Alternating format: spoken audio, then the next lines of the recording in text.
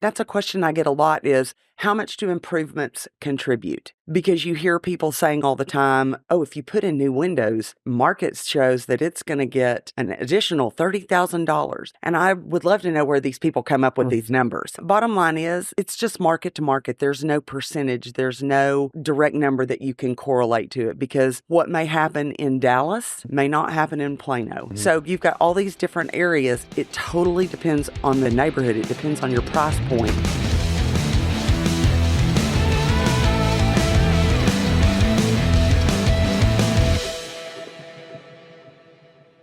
Hello, everybody. You are officially attending or watching episode 3 of Mortgages and More with Bryan Knatzer. And today I've got an illustrious guest here who's actually a longtime friend. Her name is Tyna Marshall. She is the owner of North Texas Appraisal Company. Is it Appraisal Group? Appraisal Group. Okay, Appraisal Group.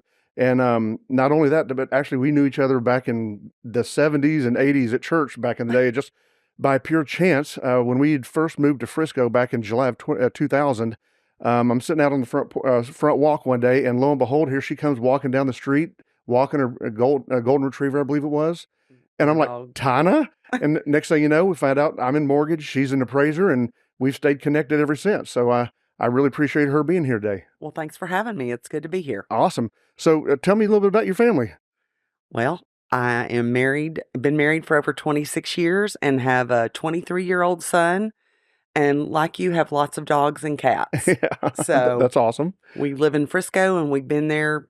You've come and gone, but we've stayed there the entire time. Well, and you bought Drees a couple of times, right? Drees Homes? Yeah, I have. I was going to say, we use the same. I'm in my second Drees. Well, I say we use the same salesperson. Carol Byard. Byard, that's right. Awesome. That's quite a while ago. Now, when did y'all move to the west side of town? We moved there in 2003. Okay. So like right after the .com bubble had kind of calmed down, things were settling back down. That's whenever y'all sold the house there on Silverton and moved over. Mm-hmm. Okay, very cool. How did you get into appraising homes? I actually went to college and got my degree in real estate and finance. Okay.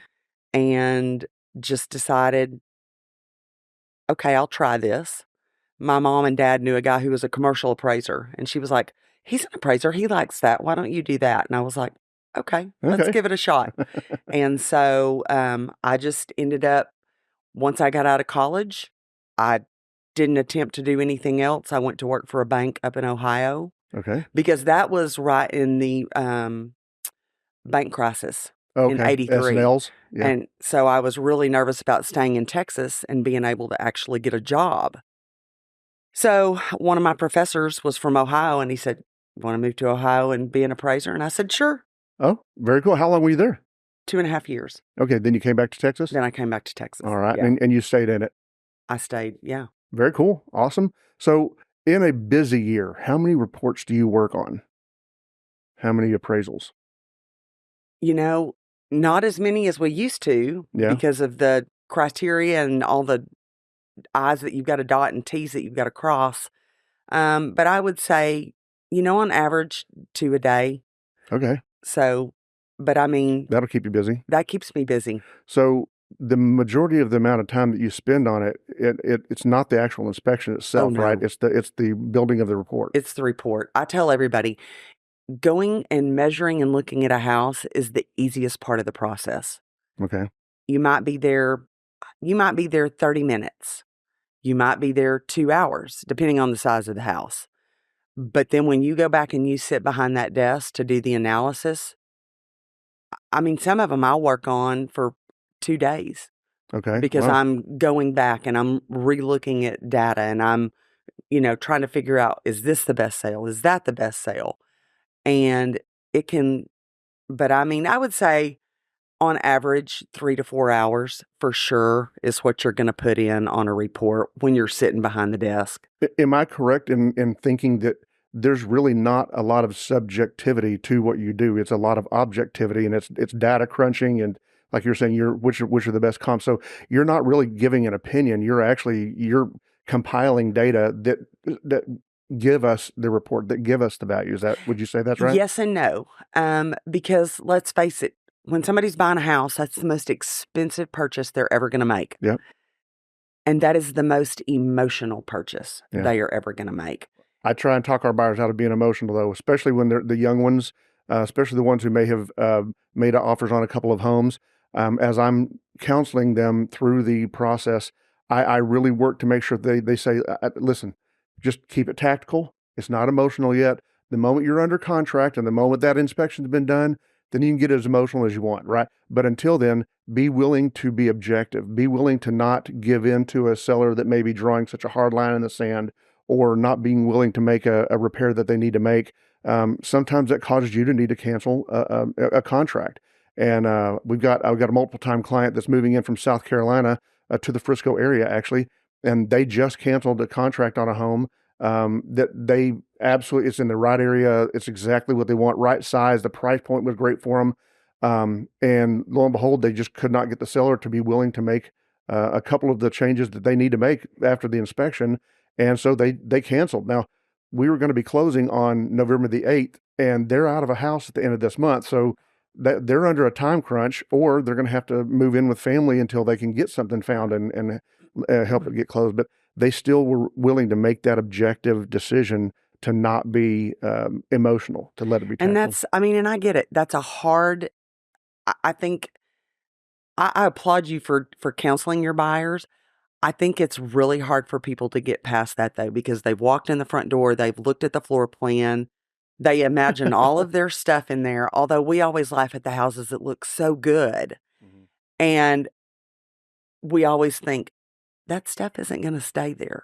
Right, That's their stuff. right. So you just got attached to something that it may look like the Taj Mahal, Mhm.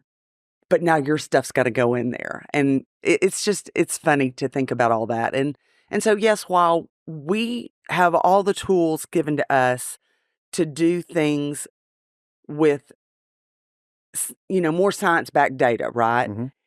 There's still emotion side on it for a buyer that affects that price Yeah. ultimately. Right. And we can't adjust for that. I Right. mean, just like during COVID when there's no inventory, people just need a house. They don't care. Right. They're going to bid it up to get in the door because if, like these people, they're on a time frame. Right. So those were things that while we could take certain amounts of increases in prices into account, Mhm. not all of it. Right. Not And all of it. if somebody puts $50,000 in remodeling and things that meant to them, that doesn't necessarily mean they're going to get that same pop back in the value of the home. It'll Right. improve it, of course, but in some cases they might have just been bringing it up to standard to where if you hadn't done that, you weren't going to get your market price. But now you've done that, and it got you back to market price. It didn't necessarily make you the nicest one in the neighborhood. Right. And, and that's a question I get a lot is how much do improvements contribute? Because you hear people saying all the time, oh, if you put in new windows, market shows that it's going to get an additional $30,000. And I would love to know where these people come up with these Exactly. numbers. Bottom line is, it's just market to market. There's no percentage. There's no direct number that you can correlate to it because what may happen in Dallas Mhm. may not happen in Plano, and it may not work in Fort Worth, but it works in, let's say, Mansfield. Mhm. So you've got all these different areas. It totally depends on the neighborhood. It depends on your price point. Because, somebody that's a first-time home buyer that's going in and going to buy, they can't afford to give $30,000 more for new Right. windows. Right. Versus when you're in Highland Park and you're purchasing a $2 million house, that's a different price point. That's a different mindset. And heck, even the brand of window that got put in may enhance the value for that matter, or it might not. But like if you're Right. doing it in Highland Park on a $2 million house, they're not going to be installing your low grade windows. So, Exactly. and the buyers in that area, they'll definitely know that. Buyers in other areas, they'll know that as well. Since you've been an appraiser and you've obviously been doing it a little while, what are some of the biggest changes, things that you've seen come through your industry in your tenure, in your experience? I mean, it was funny because you set out some examples, and I would have to say it was HVCC Yeah, because and that was just in I like started 2009. appraising. Yeah, I mean, but it really started rolling in like 2005, 2006 Okay. with everybody getting ready for it. And I'd already been appraising since 1992 Okay. or actually 87. So by the time I got back to Dallas and was working with other people before I went to work for myself, I still had relationships built up. Right. People could pick up the phone and call you and say, hey, I've got a deal and it's going to close really quick. Can you get it done in 2 or 3 days? You know, What's the difference between HVCC and AIR, appraisal independence reporting? Do you know the technicalities between those? no. But Okay. I do know AIR is, I mean, that's appraiser, you're guaranteeing that you are independent, that Mm-hmm. you are not going to be coerced by a lender, by a buyer, by a seller, Mm-hmm. by an agent, that you are performing your job to the best of your ability without undue influence. Um, a lot of home buyers, if they haven't bought recently, they might not know this, but when we place an order for one of our clients buying a home for an appraiser, for an appraisal, it goes through an appraisal management company or an AMC. Um, when that order is placed, like I'm not even really supposed to know who the appraiser is until we see the report. Right. And it's for that reason, a separation, so to speak, to make sure that there is the independent reporting. And the reason those rules were put in place is because there were lenders back in the day that weren't above board, and they were causing undue influence. Right. And the one thing that I do miss about those days, because I can tell you, I had a great relationship with the appraisal group that we were working with back in the day, um, and that's refinances were prevalent, not quite like they were over the last 4 years, but Right. we were doing a decent number of them, and we didn't have all the online tools to try and to check a value before to get a ballpark to see Right. if we're in the neighborhood. Now I build a very conservative picture for the client, and hopefully it comes in there or better. But back then, if we needed a value for a refinance to even work, um, my appraiser he'd give me a call from the house saying, this is not going to get where you need it to go, bud. Do you want to just pay me a trip fee? And so we'd give him $175, and we didn't have to spend the client's money on a whole appraisal. And yet at the same time, we were able to have that kind of relationship that was not, it was not in no impropriety at all. Nothing was ever done, but then we lost that ability. And while I've stayed friends with him through the years, I mean, we used to hunt together a lot, and Yeah. and honestly, we just don't see each other hardly anymore. And that's kind of how things have changed, is that it's not that relationship basis like it used to be. Yeah. And the bottom line is, when you call somebody now and you ask an appraiser, hey, what's the value on this? The moment we verbally give you a value, we've given you an appraisal. That's an oral appraisal. Oh. So we better have a work file to back it up with the comps that we pulled Mm-hmm. to support the value that we gave you. Because if we don't, the state may come a calling. So let's kind of get off of residential mortgage appraising. So you do valuations for other people too, like CPAs, other realtors. Absolutely. So what situations could you uh, would you be involved in? Like where do people call on you when it's not associated with a mortgage? Pre-listing appraisals. Okay. An agent's working with a seller. Seller thinks it's worth this. The agent's giving them the data and showing them, but they still need to, be convinced. Okay. Or if it's a unique property, we don't have sales. We're kind of throwing a dart at a board. Don't really know. Let's get an appraisal. Okay. I do it for estate planning. Okay. Both estate planning, just so they've got it in their portfolio and they've got a value on it, but also for after someone's passed away. Okay. And they've got to do it for probate. Okay. And so that's most of that's retrospective. It's based on the date of the death. It's a lot easier if it's within a couple of months than a couple of years, Right. but that's doable too. Okay. Um, So I didn't realize it would be tied to that. Oh, okay. I really didn't realize it'd be tied to the date of death. mhm. Just because in many cases, well, not in many cases, in some cases, the homes are in the trust, so to speak. So that's survivable beyond the date of death, but it would still matter for the purpose of trust reasons. Yeah, well, not even a trust. I mean, think about it. What if you've got somebody that dies without a will? Oh, yeah. Okay. I mean, I've just recently did that situation. Affidavit of heirship through title Right. company. Yeah. But they need that for probate to get the valuation of the estate. Okay. So, but there's also cash, cash buyers. So all of those things. Yeah. And honestly, I've recommended to folks that I've known they're doing cash buyer to get an appraisal. Again, you don't, unless you just don't care if you're paying over or under, Right. then I mean, it's worth that investment of peace of mind and knowing what the area looks like in the area in which you're trying to buy. It's definitely worth that. Exactly. All right, very cool. So, do you mainly work in the North Texas area, or have you worked all over Texas or Oklahoma, or? Oh no, I'm only certified in the state of Texas. Okay.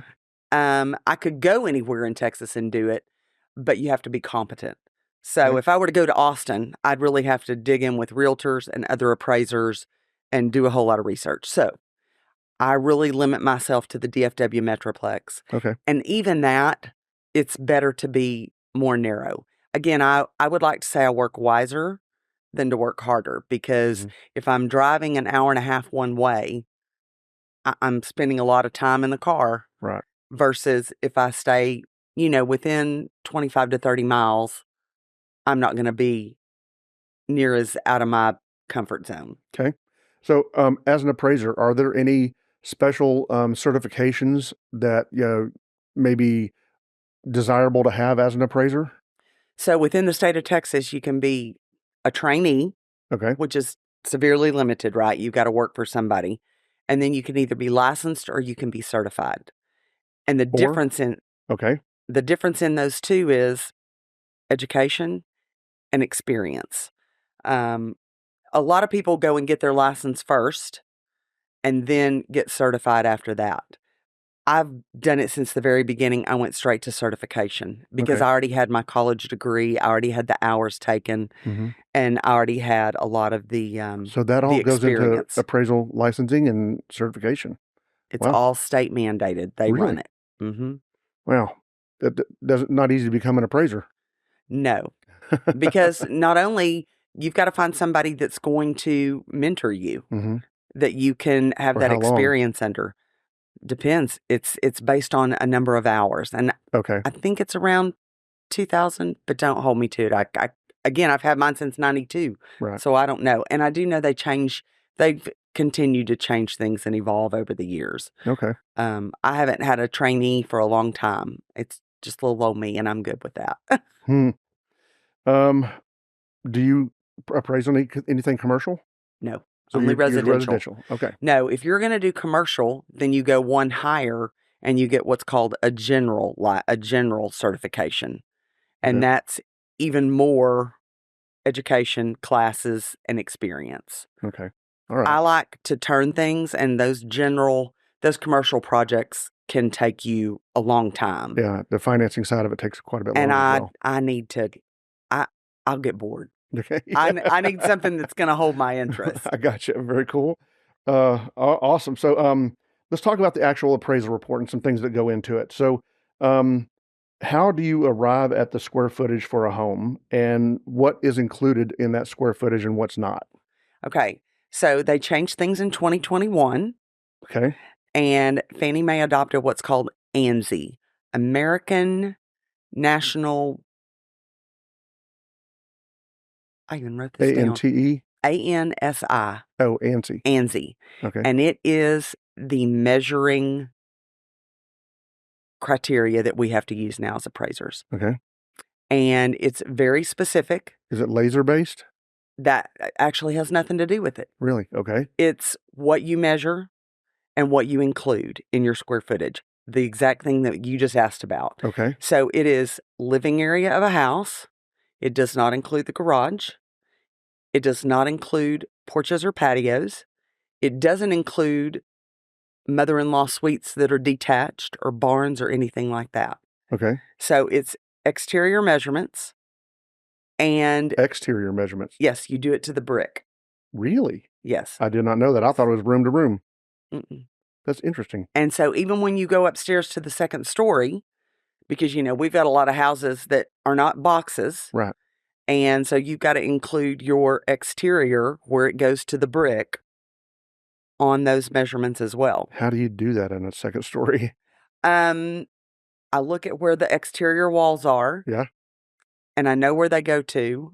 And then you know that brick is 3 inches and you've got your insulation. So it's usually about 0.7. Wow. Wow. Yeah, I'm getting dizzy already. I like math. What can I say? But the other thing that you've got a lot of things that people don't understand is those second stories where you've got the really sloped walls, Mhm. that wall has to be 5 feet. So when they go down to 3 feet, you can't include that. You've got to walk back up your wall to where it gets to 5 feet. And that may be 2 feet out. And all of that that's behind there is not included. Really? I did not know that. You learn stuff every day. I'm telling That's you. very cool. And so that's where you can get some differences in square footage. Yeah. Okay.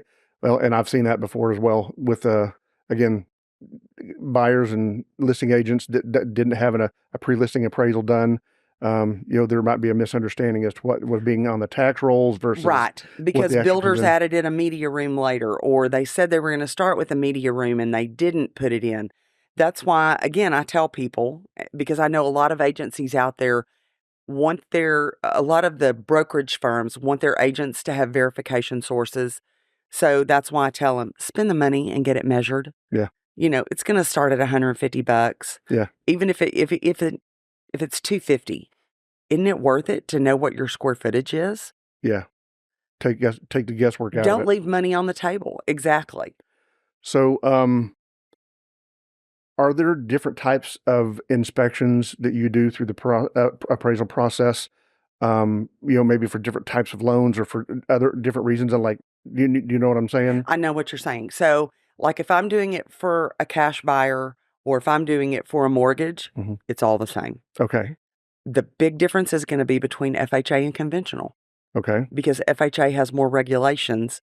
They're concerned about safety. Yes. So for them, they want to know, do all the appliances work? Is the roof is in good shape? Is the foundation in good shape? What about the paint? Is the paint peeling? Right.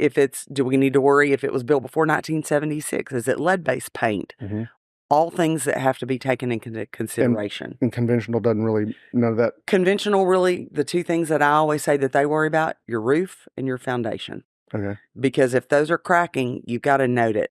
Or Yeah. if there's shingles missing, or if there's a hole in the roof. Yeah. Or a hole in a door, in an interior door for that matter. Even I know FHA cares about things like that. FHA cares about things like that. Okay. A broken window. So, but aside from that one variation for the loan type, there's everything else No, is and pretty much the the same. approach is exactly the same. Okay. Awesome. Cool. So how do you decide what comparables? Let's just use again. Let's talk about your area where you live in Right. Frisco. What are the criteria that you look for first on what would be the best comparable sales to use in an appraisal report? It's a process. So in my mind, I'm like, okay, what neighborhood am I in? Mhm. Am I in the trails? Am I in the fields, the brand new neighborhood? Mhm. So I look at that and then I look at the house that I'm going to appraise. Is it a 1-story? Is it a 2-story? How big is it? Go within a few hundred square feet Mhm. and both lower and higher. Is it, Is that what they and call bracketing? Okay. And What's I that? also look at how recent is the sale. Mhm. Try and stay within 6 months. If the market's really changing really quickly, Maybe 90 days. Yeah, it may need to be sooner than that. I saw Exactly. that. Yeah. So, and then if you get somewhere that there is just, let's say there's, like right now, there's not a lot of sales. Mhm. I'll go and look at the schools. What high school does it feed into? Okay. Because that's important too. Frisco, as you know, part of it's Frisco ISD, part of it's Louisville ISD. Yeah, I forgot about Two that over on the totally west different side. things. Yep. So you've got to take that into account when you're in those neighborhoods to make sure that you're comparing apples to apples. You're always going to have those deals that are outliers. Yeah. And you just have to do the best you can with, your criteria.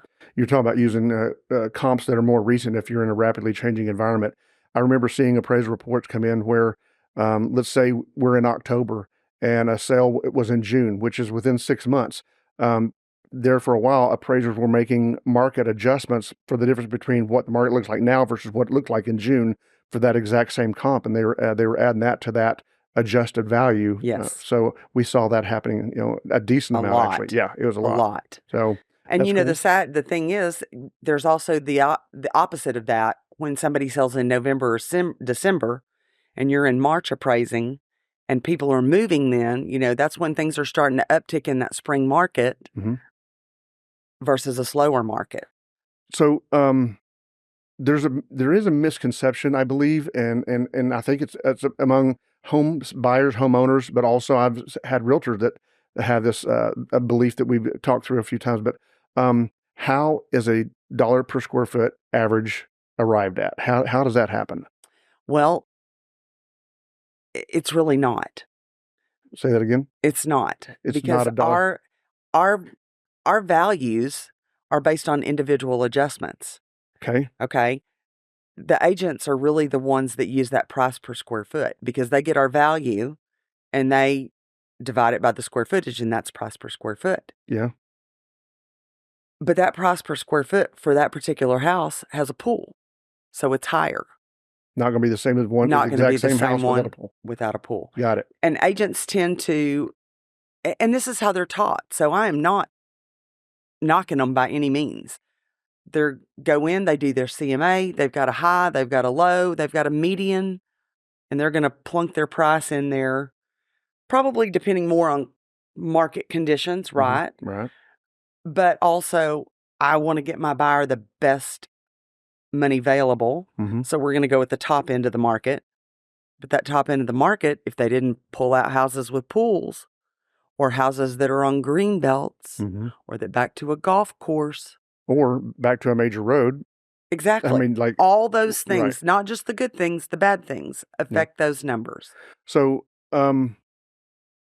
let's say, how being backed to a road like Preston Road, how much of a detriment is that really to a value of a home? A lot. Is it? I mean, even one street I across will the street? say yes, because you're not backing directly to it. You just don't get that noise influence. The funny thing is, again, I bring it up during COVID, nobody cared. Yeah. That was one of the few times in the market when the market is moving along, it's not as much of an influence. It's more about the house itself. It's more about the house. Yeah. But I mean, it could be 10, 20%. Well, something that you've been to the house. You drive in our neighborhood, and they're all very pretty houses, and every house is connected by wrought iron fencing. It sounds cool and it looks cool, but after you're there, number one, you have no privacy when you're wanting to be out in the pool with friends or whatever. Number two, your dogs, and we have 6 of them. They see everybody walking down the street, and like when we had a bigger lot, it wasn't that big of a deal. When we had a regular fencing, it wasn't that big a deal because they couldn't be stimulated the same way. But that's something else that also folks need to take into consideration is make sure you really are okay with 1, 2, 3, 4, 5, 6 neighbors seeing what goes on in the back of your house. That's why we'll never have a wrought iron fence house, because Alan's like, nope, I need my privacy. So we lived over on Plantation Golf Course back in the late 2000s. And while we had regular privacy fencing on either side, we had the wrought iron fencing to the back and I liked golf that. course. Yeah, I liked that. It's not the same where we're at. Like no, it's all sides. All sides. Yeah. So, all right. Well, thank you for talking about the dollar per square foot. So, what are some things that if you let's say talk to me as a loan officer, what are some things that you would like for me to know as I'm talking to clients about an appraisal report? What are some education points that, as an appraiser, some loan officers don't know, or that you really wish they did and were able to speak to their clients about? I honestly feel like loan officers are so well educated because of having to deal with us, right. and because the loan officers that I have a relationship with are like you. I've probably known them for at least 15, 20 years. Yeah. So in that regards, I have always tried to educate them. No, that's not how it's done or whatever. I think the biggest thing is just to let them know that no matter what, we're here to protect them. We are not here to be deal killers. That is not what we're looking for. Right. But it does no one any favors for them to overpay for the house and not know that they're overpaying for the house and get in it and try and sell it in a year. And So to that end, how often do you see appraisal valuation rebuttals from lenders? I mean, I see it's been a them. while since I've done one, but I know I haven't seen one in a while either. And as you know, things are about to change again with that. mm-hmm. But obviously you're going to see them more on a refinance than a purchase. Yeah. But because like you, we don't know the value. Right. We're just pulling the comps and doing the Well, data and putting it together. so preliminarily, whenever I'm looking at something, even on my purchase for my purchase clients, I have 4 online valuation models or AVMs, Okay. and I run the addresses through there.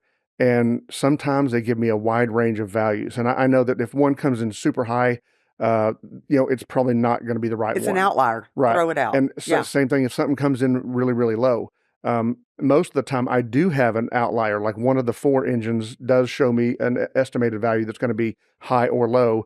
But most of the time, I have at least 2 of them that come in pretty close, Mm-hmm. and they're not all powered by the same engine. So I'm getting completely different values from all 4 of them. So generally speaking, on a refinance situation, I mentioned this a little bit earlier. I run all 4, and I talk my clients through saying, here's where it could land. And if it is, it still is worth that. It's worth doing. And if not, then, if it doesn't hit that, then we could we could be backed into PMI, or we may not be getting you out of your PMI.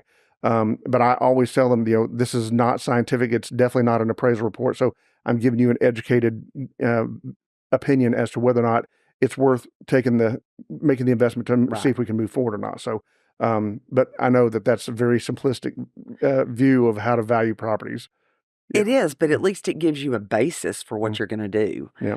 I mean, I just know that, like you, when I'm looking at my comps and I see that outlier of really high or really low, I generally make a phone call to an agent to Okay. find out what's the story behind this.